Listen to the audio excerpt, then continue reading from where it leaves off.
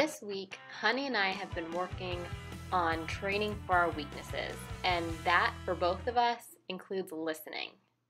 So I've already warmed her up a bit here, loose rein at the trot, and now I'm just starting to work with her to get her to move laterally and listen to my leg. If you notice, I don't have stirrups. That's another thing that I like to work on almost every week.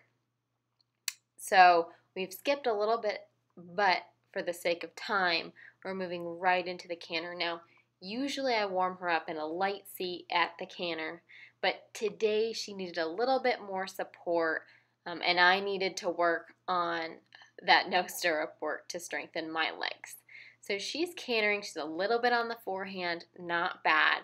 So here we get to another one of our weaknesses, and that's pole work. Now surprisingly, this mare can jump a 4-foot oxer, but going over a set of raised cavalettis is a little bit of a struggle for her.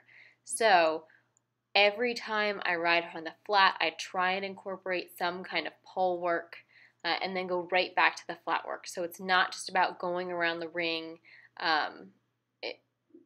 at a trot. It's about recognizing that, all right, around that turn, she bulged left. So I'm going to correct that with a leg yield down the long side and then take her mind off of it, do something else. And I love stepping right into the canter after a leg yield because it sets them up beautifully to just really step into it without too much struggle. So again, really trying to balance her, but with this mare, she gets so strong, I never want to have too much hand. Now throughout the video, I do have slightly longer reins than I would suggest someone have, but that is intentional. I want the ride to come more from my leg than my hand. So my hands are actually pretty soft, and whenever they're not, you'll see them go right back. So give and take is a big thing in our relationship.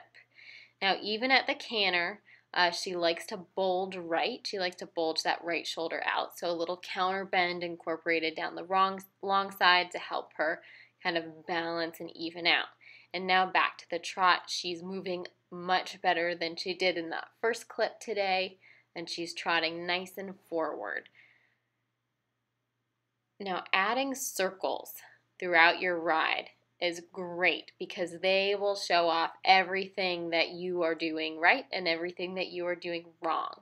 A circle also helps to establish your bend. So if you have a horse that's learning to bend or that's strong, that runs away from you, I strongly encourage you to start just working on circles. Now here, I love this example for you because my right hip, take a look at that right hip, should have been much more open. And if you notice, she kind of leaned in with her hind end instead of pushing it out and stepping under her. That was my fault. That was rider error. I needed to bring that hip back and open up the space so that she could step under herself and really shape that turn. She's going at a pretty nice pace here. You can see she sees those poles, gets excited, and then kind of runs through them.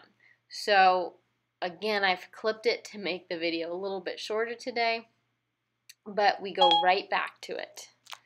We go right back to that pole exercise, and she does it beautifully. Now she's getting excited. This horse is a jumper, so she does get excited whenever she sees an obstacle in front of her, whenever she goes over one. So I do like to go back to that flat work, really get her to soften. She's softening a little bit there, but if you can tell, she's resisting, again, ever so slightly wanting to run. Now I surprised her there with the X, and she jumped it very calmly. And again, as you can see, I'm letting the reins stay long. I'm wanting the ride to come from my leg, and I want it to be her decision that she is slowing down, backing off, and settling. So usually I don't do so many jumps in a row at the beginning because of how excited she gets. And you can see she got a little bit excited there. But we're working on our weaknesses. So part of what we're doing is figuring out how to go over an obstacle and then come back, balance, and be quiet and be collected.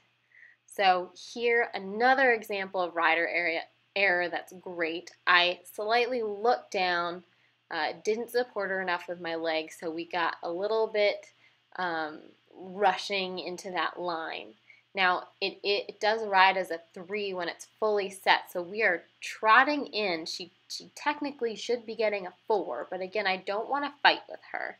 Now, for a hot horse, when they run, if you notice, I included a halt at the end of that line. She was running, and in order to teach her to back off a little bit, sometimes I include a halt, and that's a halt straight. So that means she comes back to me before that turn. Now, there I just jumped, added lateral work. Again, after jumping, going right back to some flat work, some lateral movements. You can see she's getting stronger, a little bit more opinionated, and now she has this nice big trot, but I want to make sure she's not running with me.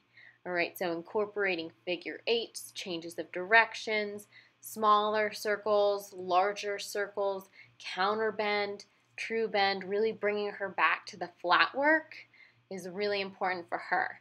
She is curling her head more than I would like her to, and there I just needed to add a little bit more supporting leg and soften with the reins. She's a good girl, a wonderful horse, and I hope you've learned something new about working on weaknesses and getting a hot horse to calm down and cool off at the jumps.